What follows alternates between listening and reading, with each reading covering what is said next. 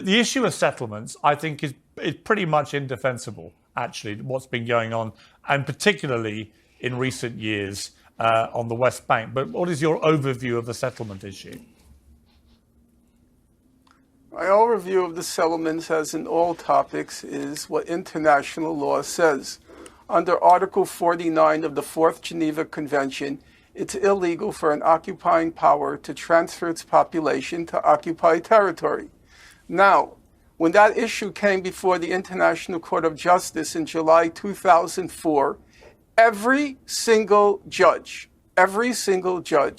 including the American judge, Mr. Bergenthal, they all agreed on that one point.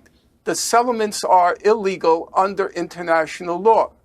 Now, under the Rome Statute of the International Criminal Court, those settlements constitute war crimes. So what we're talking about now, since the settlement activity began right after the June 1967 war, what we're talking about is a protracted war crime over a period of a half century. And that's sometimes missed. When we talk about what's happened to Gaza, we're talking about 2 decades. If you go back to the closure in 1990, we're talking about the martyrdom of a people over 3 decades. Those young men who burst the gates of Gaza on October 7th were born into, to use your phrase now, a toxic concentration camp. They were born into it. And that settlement activity, which under the Rome Statute is a war crime, that's been ongoing for a half century. Okay, let me get Professor Dershowitz to respond. Let me respond, please. Yes, let me respond. Yeah. First of all, Finkelstein and Hamas regard Tel Aviv and Jerusalem as settlements. So you can't take them seriously about anything. They regard all of Israel as settlements. And yes, I disagree with settlements on the West Bank. I have since 1970 when I debated Noam Chomsky. I called for a 2-state solution. I agree with a military occupation designed to prevent rockets and prevent terrorism. But I disagree with civilian settlements. But the core point I want to mention is ultimately we've gotten to this point. Wait a second. No, of course not. They are not war crimes at all. They are disputes over what constitutes the UN Resolution 242, but if the UN says they're illegal, if the UN says they're illegal, where does that leave it? The UN says a lot of things. The UN also called Israel Zionism racism. The UN has no authority to define international law. The UN can give advisory opinions. Who does? But let me please let me finish. So remember who appoints the justices. Countries appoint the justices. So when Lebanon appoints a justice, it's Hezbollah who's appointing the justice. The International Court of Justice is an illegitimate court. It is not a real court. But I want to get to the core point. What Finkelstein finally says. Wait a minute. Let me finish, please. Let me finish. Let me finish. It's an abomination to even suggest that any kind of martyrdom, dispute over land, dispute over anything, could justify what happened on October 7th. Shame. And answer that question. I think it's a legitimate question. My response is exactly the same one I gave you the very first time I met you, Piers. There were atrocities, large atrocities, that occurred on October 7th. I think it's indisputable. You then asked me, would you consider it terrorism? I then replied to you, I think atrocities denote terrorism. However, I said I take the same attitude towards the perpetrators of those atrocities as the abolitionists in the United States took towards the Nat Turner Rebellion. Nat Turner, so you justified them, so you praise them, so you glorify them, and you honor them. That's the reality.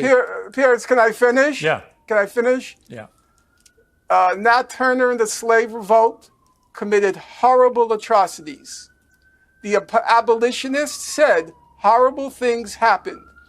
but they never condemned No, they Nat don't Turner. happen. They What are they- perpetrated what they by did people. was You're justifying what it. they did Shame on was Finkelstein. allow me to This is finish. the lowest point Pierce, you've ever please tell gotten them to to, stop. and you've gotten to low points. But this is the lowest point you've Pierce, gotten to, please, comparing these Pierce, rapists please and these tell him to stop. murderers Well, I think let him- to I think Alan- abolitionists. Alan, let him is the finish- lowest point in your history. Let him finish what he's trying to say.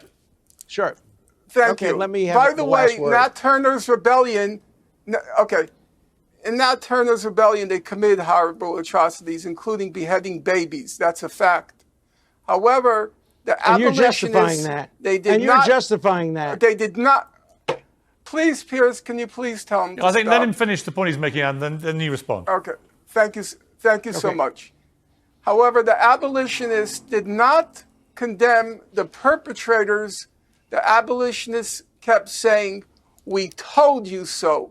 We told you so. We told you so." If you treat people like that, what happened with the slave revolt inevitably would happen. And I say, if you lock 2 million people in a concentration camp for 20 years, half of whom are children who were born into that concentration camp, don't react with shock and dismay and disbelief and indignation at what happened on October 7th. I have Well, spent I the do last react- 20 years, I have spent the last 20 years of my life studying what's been done to the people Lying. of Gaza. And each time I reread what I wrote, I'm more firm than ever before. I will not condemn those people, even as I acknowledge that massive, unspeakable atrocities occurred on October 7th. Okay, Alan Dershowitz, your Let final me have response. my last point. Norman Finkelstein, you would not condemn the Nazis, Hitler, Goebbels, and Goering, because they too went through suffering after the end of the First World War. They too tried to justify what they did as inevitable because of the inflation, because of living under terrible conditions. They inevitably voted for Adolf Hitler. They inevitably built gas chambers. They inevitably built concentration camps. And you, Norman Finkelstein, who claim your parents are Holocaust survivors, you, Norman Finkelstein, by your logic, would justify every single one of the 6 million Jews who were murdered because the Germans who did it don't deserve condemnation because they were victims of the Versailles Treaty at the end of the World War I. That's the situation you're in, Norman Finkelstein. It's despicable. Okay. Well, we started, I think, in a reasonable shape, and we ended in a place where the final word is despicable, which is a shame. But I understand that passions run high. I think you've both argued your case extremely eloquently and with great verve.